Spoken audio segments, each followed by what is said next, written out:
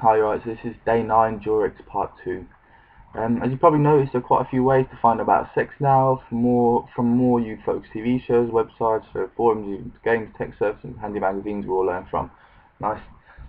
We'd like to know where you feel is the best place to find out more about sex, aside from talking to friends and family. Um, Definitely the internet, because it's just, what, personally now I don't like look into anything to do with sex or try and find out, but there was an age at which I did, sort of around the time when you're starting to have your first few sexual encounters, and I found by far the easiest method was the internet. Purely because you can do it alone, and if it's something that you're embarrassed about, or you don't want other people to know where you're getting all those wicked tips from, then yeah, you just go on the internet and have a little browse around, delete your browsing history after you've done, and yeah, you can get some good info out of there. I mean, on the internet you can find anything nowadays, so finding something about that, and obviously you need to look out for sources that are trusted and that aren't, but from reading, say, about 10 different articles from different places, you'll be able to sort of gather what could be considered trustworthy and what isn't. So yeah, so definitely internet for that one. What would make you feel most comfortable and confident asking questions, and where would you be most receptive to ideas and information? Well, as I say, on the internet as well, if you have a really specific question, like maybe you've got some sort of a strange growth on your left ball, you might not want to go to speak to a doctor and ask him what that is, but even taking a picture of your left ball and posting it up on a forum on the internet, no one knows who you are. You call yourself Mr. Lover Lover 89, and that's all that people see you as, an internet character, and you've got no problem asking about things like that. You've got no problem about maybe even showing something like that you need to get sorted. And then if someone does tell you that it's more serious or anything like that, then you can go away and get it sorted properly. So by far, yeah, definitely makes you feel a lot more comfortable asking questions on the internet, and confident. Yeah. Where would you be most receptive to ideas and information? Well, again, because you are going to be looking at it on the internet, I'll probably say there. Um, it's not the most reliable source, the internet as a general. But I mean, if it was something like, if you look at something serious, let's say like an STD you wanted to find out about, then if you're looking at the NHS website, then you would definitely be receptive to that information because you would trust it. It's a trusted source. You wouldn't have a problem with it. When you're looking at more things like maybe how to pleasure your girlfriend or how to pleasure a new lady that you met, then you would obviously get different websites that might not all be legit. They probably wouldn't be backed up by anything, and might be a bit more skew with it as to whether you receptive to the ideas and information. But at the same time, like, why would people lie? I don't think nowadays people are really as worried about information on the internet and sort of using the internet, and sort of that people put fake stuff on there, wrong stuff on there on purpose. So I think again the internet would be best for that. Obviously, if there was sort of a TV show, and then that would be good also. People would be receptive to ideas and information there.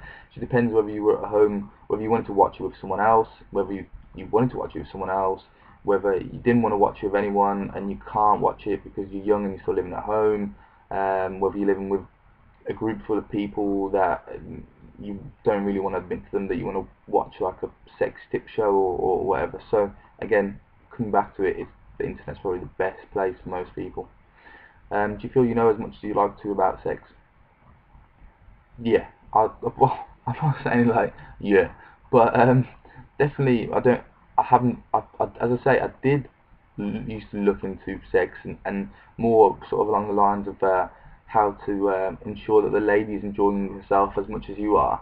Um, but I haven't for a while, especially now that girlfriend of 5 years. You sort of work out your technique after that sort of time, as to how to make sure that they don't fall asleep during sex. Um, so yeah, I'd say I know as much as I like. Maybe occasionally you just put this in my mind now. Like I might actually go check out and see if I can get some new moves. But other than that, yeah, I'm sure I'm pretty clued up by now. Can you tell us the topics that you'd like to know more about? Well, as I say, it would be the only thing that I would literally need to look on is how to. enhance the experience of the lady that is partaking in this event with you. Otherwise, that's the only topic I can actually think of that you would want to know more about. Um, unless you've got an inflamed testicle, as I said earlier, then obviously that's like a whole completely different matter. I wouldn't even say that to do with sex. That's more to do with your general health. So would you trust a brand like Durex to give you information on sex? Yeah, definitely. I wouldn't see a problem with that. Durex are a big brand. They're there to enhance safe sex rather than they're not sort of like they're not just making dirty sex toys or anything like that. Yeah, so definitely would feel that that would be a trusted source. If they had a website on how to make sex more pleasurable, then when you read that, you definitely appreciate the information on there more than just a random third-party one that you popped across, like Dr. Bob's Oral whatever.com. So yeah, definitely go with that. If so, would it be okay if this was in a social network, Facebook? As I've said in previous videos, I don't really use Facebook that much, but I would think it'd be okay in a network like Facebook, unless people are actually asking things that they mean. Like, you don't want to say, "Oh, my girlfriend won't orgasm. How can I get her to?" And then your name's on there, and your friends can see that you've been on there, and then your girlfriend can look that you've been on there, and the next night you turn up, she's like, "Oh, you've just got that off the Durex website."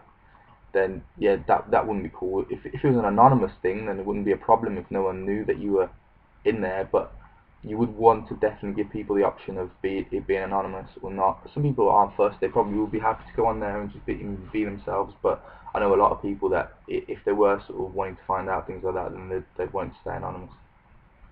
There are shows on Channel 4 about sex education. If you've seen any of these, can you tell us what you think of them? I've seen like half of one, and I thought I think they were a bit for a younger audience really. Um, they're alright. I mean, they're not bad. There's good. There's something like that on TV for people that want to watch it or need to watch it. But I can't say that it interested me in any way or that I watched them. Um, so I think my girlfriend actually watched them. She enjoyed them, but it was more like just to laugh at them. It wasn't out of interest or. But yeah. So think about the tone of the presenter, the topics covered. Is it right for you? I don't remember exactly what the topics covered. I'm pretty sure it was a variety of topics, and the presenters were alright. They were fine. I wouldn't say they were sort of they were good. I mean their tone. I can see the question there. It is fine. No problem with it. I haven't really got much more to say about that one, sadly, because I haven't watched them. I remember the bird on there. She was pretty fit, but that's all I can remember. Lastly, where do you get most of your information about sex from these days, and what is the best tone of voice that you've come across? Frank, collaborative, private. Well, for me, when I looked into things to do with this, I've always wanted to be private. Definitely not collaborative. Definitely not some sort of a group sex website where everyone gives out their group sex topic. I mean, tips and hints, and you've got your picture up there, and Dennis, Manchester, 23. Definitely not interested in anything like that. Anything I'd ever look on, I wouldn't really want to get involved in the discussion that many times. I'd sort of be more the sort of person that comes in there as a little peer. A few times I did actually watch a couple of sort of videos on how to pleasure a woman. I thought those were pretty good. But again, it's just something that you find. I don't remember exactly where they were. As I say, this was like maybe 6 years ago now, so I'm not sure. But frank and private would definitely be a good tone. Collaborative, I'm not sure what you mean by that. If you mean loads of people are sharing their, it could be alright. If it's an anonymous website or anonymous forum, that would be alright. Yeah, that's that for that one.